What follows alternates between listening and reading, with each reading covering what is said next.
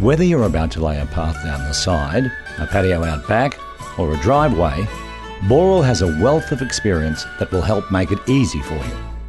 A host of free brochures are available, plus plenty of information and inspiration to be found on the Boral website. To choose a paver, firstly determine what the area will be used for. Boral's quality range includes pavers that are specially designed for use around swimming pools to cope with salt. There are pavers that have been created specifically with the extra strength needed for driveways, and a good many others are simply perfect for paths or to form the smart and durable flooring to your new outdoor room. If your plan includes steps, look for pavers that offer a matching bullnose. This is a paver with a rounded lip on one side, which gives a professional, elegant finish to stairs. Firstly, you'll need these tools: a spirit level, a rake and shovel, 2 pieces of straight timber or PVC pipe measuring about 3 metres long and at least 30 millimetres thick. These will become your screeding rails. More about that later. String lines, glasses, gloves, measuring tape. You'll be able to find all of this at hardware stores. Hire a mechanical plate compactor from a plant hire store and find an old piece of carpet or rubber matting that will be used to wrap around the compactor plate to protect your new pavers.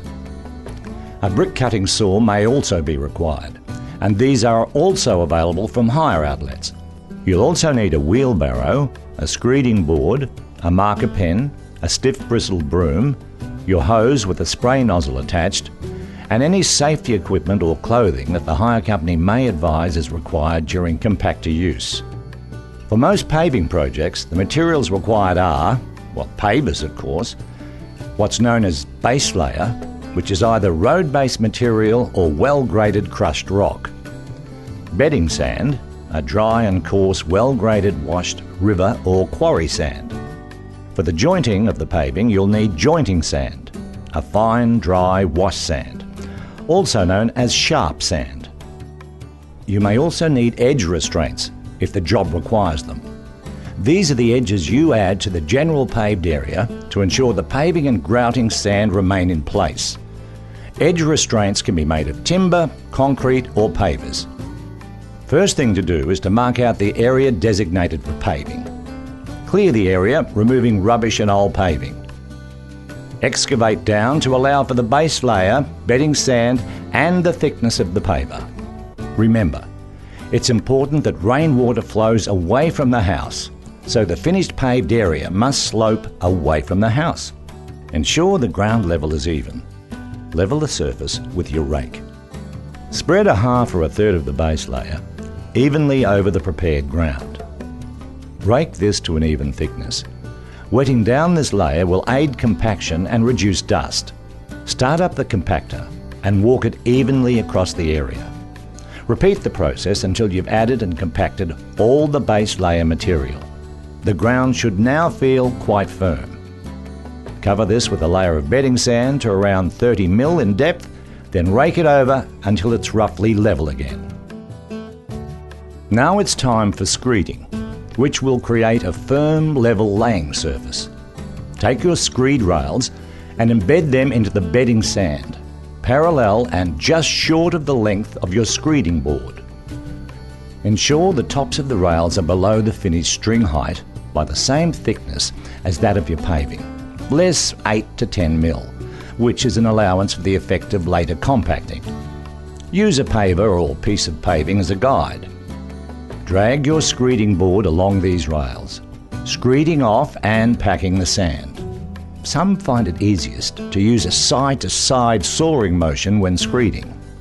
Next, remove your screeding guides and fill the tracks with bedding sand. Smooth this off. Choosing the laying pattern is mainly a matter of personal taste, although some patterns provide more locking strength for applications such as driveways.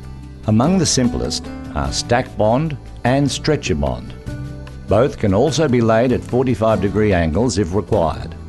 Other popular laying patterns include herringbone and basket weave. But first of all, set up some new string lines at right angles to establish your paving lines. You'll use these as a guide to keep your paving straight.